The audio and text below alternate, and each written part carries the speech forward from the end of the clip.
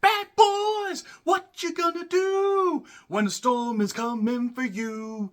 Bad boys, what you gonna do? What you gonna do when you have to make a tough choice? Bad boys, what you gonna do? What you gonna do with a tough choice or a storm? Bad boys, what you gonna do? What you gonna do when it comes for you? Bad Boys, Ride or Die is the latest installment in the long-running Bad Boys franchise. It was directed by the gentleman that brought us Bad Boys 3, aka Bad Boys for Life. And also written by Chris Bremner, who did Bad Boys 3, aka Bad Boys for Life. Anybody gets that reference, I love you guys. Anybody that doesn't, if you're not a longtime wrestling fan, you are monumentally confused. Another writer was involved in this, Will Beal. He was just thrown right over there. What a Beal! Sorry, more wrestling references. I apologize to any non-wrestling fans watching this. He did Gangster Squad. He also did Aquaman.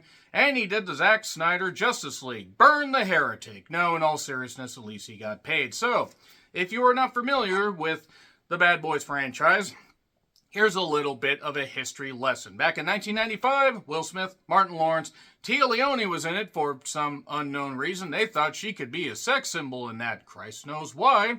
And Will Smith and Martin Lawrence were wisecracking cops. It was directed by Michael Bay. This is back when Michael Bay actually made good movies.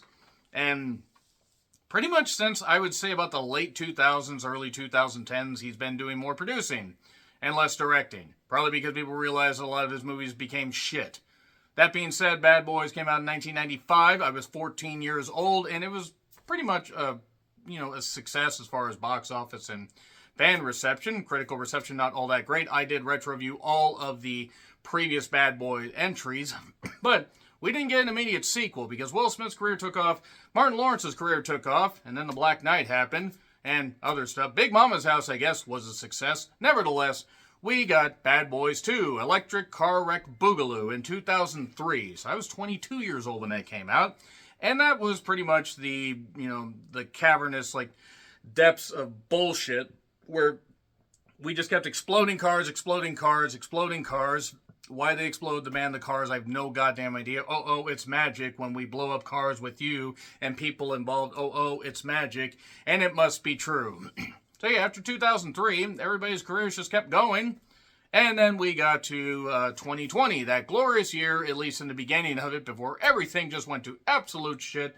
And we got Bad Boys for Life. And now we have this, Bad Boys Ride or Die. Okay, so yeah, just to recap, 95, 2003, 2020, and now 2024. Oh, steady on, guys. You only give us 4 years as a chance to breathe, between movies. So, yeah, the fact is, numerous world events and numerous important things have happened since then. So it's pretty fucking goddamn ridiculous that we are just on the 4th movie. I'm not saying you need to churn shit out, but goddamn, even the Lethal Weapon series went from, 87 to 98? And they're still possibly going to do a 5th one of those. We know who Mel Gibson will blame for the box office flopping. So that being said, Will Smith and Martin Lawrence return, and if you have not seen Bad Boys for Life, you will be monumentally confused by this. Do you need to see the previous installments? It does help, and it definitely helps if you rewatch Bad Boys for Life just before you see this, because you will be very, very, very confused, because there are certain tie-ins. But don't worry, they don't really bother with a coherent plot or really much of anything. They just have Martin Lawrence and Will Smith wisecracking and doing the same jokes that they have pretty much been doing for the last 30 fucking years. Am I tipping my hands on how I felt about this? So Vanessa Hudgens is in this. Alexander Ludwig, Paulo Nunez, who is just gorgeous. Good grief, she's gorgeous. Joe Pantoliano makes an appearance. Spoiler for the 3rd one. He died, so his character does tie in here. And Jenna Cannell, who I've loved since Bye Bye Man. She's great. They're great. So happy that she's getting featured in more projects. She was in Renfield. Renfield's a movie you should check out. She was also in Terrifier.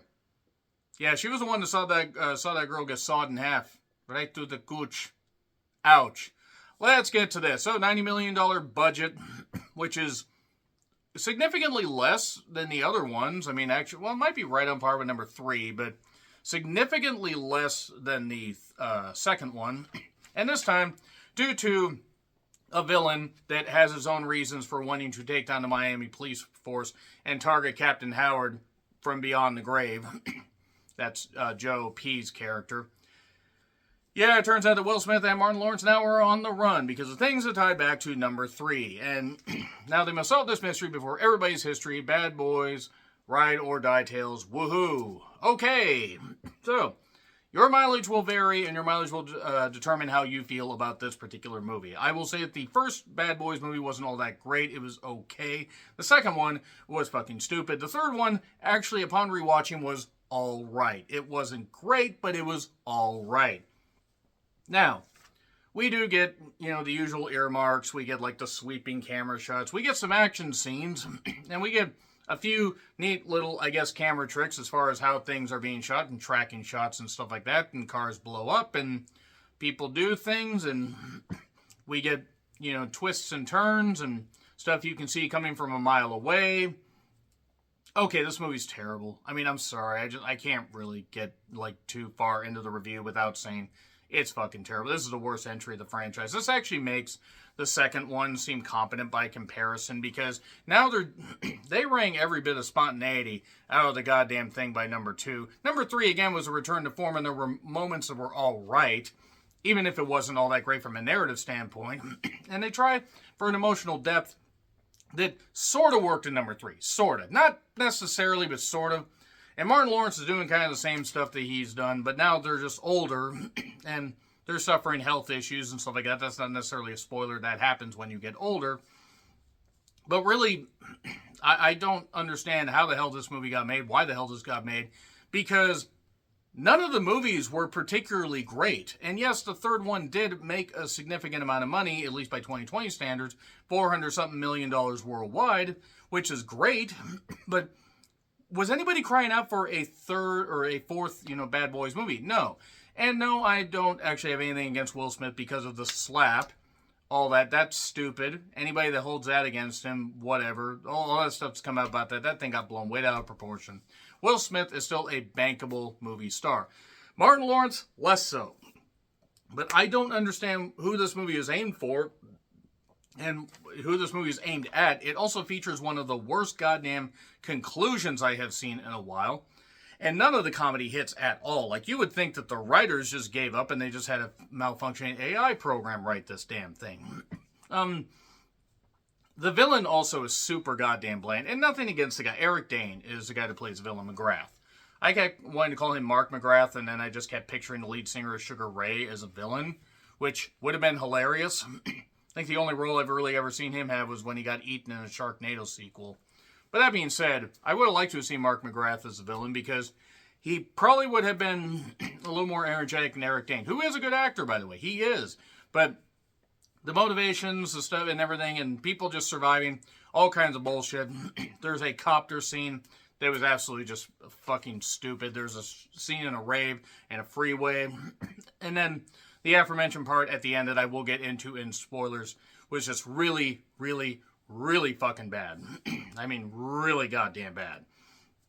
So, and by the way, just in case you do get far into this and you have skipped, I will start putting time codes in my reviews so you guys can get to certain points. But yeah, it's not good. It's not well written. It's not even like funny when you just take into account, oh yeah, these guys are older and everything. It's like, yeah, there's a couple pretty girls, Paola Nunez. Other than that, it's not very good. It's in theaters if you want to check it out. I'm going to get into spoilers. It's not good. All 3, 2, 1 spoilers. So, yeah, Mike marries his therapist, Christine. Not Paola Nunez's Captain Cicada. I would have wiped her up. I'm just saying that. I don't really think a 43-year-old man like me really should say that, but I digress. But Marcus then suffers a heart issue at the wedding reception. And it was known as the Widowmaker because he hasn't had the best health and stuff like that. And okay, so that's something logical. The thing is, though, they've been talking about how he has not been healthy pretty much since the second movie, but especially since the third one. And okay, they do this kind of pseudo, I guess, attempt at funny, like, haha and everything in this convenience store. And yeah, it didn't really work. Jenna Cannell's in this, and I love Jenna Cannell. Personable as hell from what I can see as far as interviews. and getting more roles. I'm very happy for her. I believe she also goes by they, so I'm trying to be respectful. But Armando also, who's Will Smith's son, that you discover from the third movie. Now he's in jail, but he's kind of working off his sentence. And then McGrath basically decides that he's going to frame Captain Howard by this corruption in the police department, because he ended up having something go on where Armando's family was tied to the whole goddamn thing. And now he's pissed and he wants revenge. He wants ultimate revenge. He's got this absolute power. He's also one of the blandest goddamn villains I have seen, and he also has just generic stock henchmen, number 1 through 20, maybe number 1 through 30. There was one halfway attractive woman that was in his group that I thought, okay, maybe they might make her the main henchwoman, the number 1 woman. Yes, sir. That would have actually been interesting. But no, they couldn't do that. They had this big guy, I think his last name is Russo, the actor that is. But they do this rave scene where they get these shots, and Marcus is trying not to eat these jelly beans that are coming out of this bowl or drink this punch. And then they end up getting on the freeway. Marcus basically feels that he can't die because the Widowmaker didn't take him. So now he's just fine. Will Smith, obviously as a married man after being a lifelong bachelor, is having his issues. He ends up having a pseudo-panic attack on the goddamn freeway. For whatever reason. Because I guess they need to give him a goddamn crutch. Maybe because he's a father now. The copter crash scene was absolutely goddamn stupid. They get Armando, they're transporting him, but then, oh no, McGrath has his goddamn henchman there. And yeah, that was really, really goddamn stupid. There's a character named Judy that has ties to Captain Howard that really blames people that aren't actually responsible, for her, for Howard's death. Mike, Will Smith, blames himself for all that stuff. It gets revealed a little bit later on. Him hallucinating Captain Howard's ghost. It's okay, it's not your fault. And there's also Reggie, who I believe was the guy that married Martin Lawrence's daughter. He's a U.S. Marine. He kind of is just, very reserved and, calm and everything at home. I mean, I don't know, he's on the battlefield and it's tough to adjust back to home life from what I've heard from many of my friends in the military. And I thank you very much for your service if you happen to be serving at this point or have served in the past. Now, there's this thing where you have Alexander and Vanessa's characters. It turns out they're hooking up. I mean, you look at Vanessa Hudgens, you look at Alexander. How could you not want these two excessively attractive people boinking and possibly filming it? No, I don't have issues. Stop it. You stop it. You stop it. Nevertheless, they get to their house, apartment, loft thing, whatever. They're on the run. Armando and Mike are still at odds and everything, despite the fact you would have thought they would have ironed at least some of this stuff out in the third one, or in the interim between the third and the fourth. And yeah, all that stuff's quickly forgotten. Paola is married to a guy named Lockwood. Lockwood, who is a character, that has seen, we've seen him in this stuff before. We've also seen the actor before. He's actually a pretty good actor. But it's obvious that he's in on this whole goddamn thing, and he is. Oh no, not Lockwood. I've grown fond of that character. I think. I should don't remember. I remember he was in it, but actor's good, but goddamn. So yeah, the Mike and Marcus do this comedy before that with these rednecks where they steal their truck and they do all this, and then they end up at this strip club with one of Mike's old friends, this stripper. I thought she was channeling Adina Howard for a second. That is a deep cut for R&B and rap fans. I don't think anybody watching this channel knows who Adina Howard is. If you do, let me know your favorite song in the comments. And why is a freak like me? Because I can't name one other goddamn song that she did. Nevertheless, they get held up, because there's this bounty collected on them. Because Mark McGrath is bound, determined to take them down. Oh yes, and then basically we end up, with everybody getting in a firefight, all this kind of stuff. And it takes place at an alligator park. Alligator. I can English, but yeah, an alligator park. Because Florida. And yeah, you would have thought that would have been kind of actually funny. No, they actually somehow made it really goofy and really stupid and really moronic. So, I don't know why in the world they thought this was a good idea. Marcus did at one point say, oh shit, it's like redneck Jurassic Park in here. But the one scene that actually was kind of cool was to see Reggie in action when, Alexander Ludwig's character, Dorn, has a way to see into the house, all these cameras and stuff like that, because there are cameras in Marcus's house that they can hack into. And Reggie defends, kills all these henchmen, kills like 15 guys.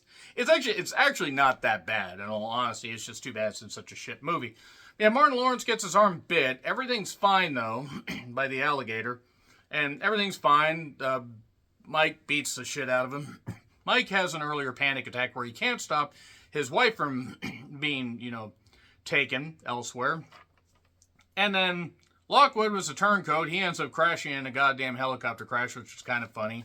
But he's alive, and then Paolo Nunez kicks him, and he falls in the goddamn water and gets eaten. And then the tough choice that Martin Lawrence referred to earlier when he was having a freak out and everything because he was still medically not well, he ends up, on the beach. Mark McGrath has a wife, and then basically shoots, Marcus, but in the bulletproof vest, and then manages to shoot Mark McGrath several times because he falls apart. Run away in the shot. There you go. There's my last Sugar Ray reference. Every morning. And he gets shot in the head. He's dead. And then they tease a possible fifth movie because they do some comedy with Reggie wanting to use the goddamn grill after he just killed 17 people. And they're like, he has that weird look in his eyes. Let's just let him use that. Please don't do a fifth one. Please let this die. Please let this fucking die because this franchise should not be going on anymore. I'm sorry. This was terrible. This gets an F. This is really, really, really, really bad. And again, I wasn't the biggest fan of the franchise to begin with, but I thought, okay, this might be mildly alright. The critical scores have been a little bit more favorable than I expected, but goddamn, this was terrible. It gets an F. Let me know your thoughts in the comments. Like, share, subscribe, Twitter handle in the description. I'm John Ricklin. I'll see you soon.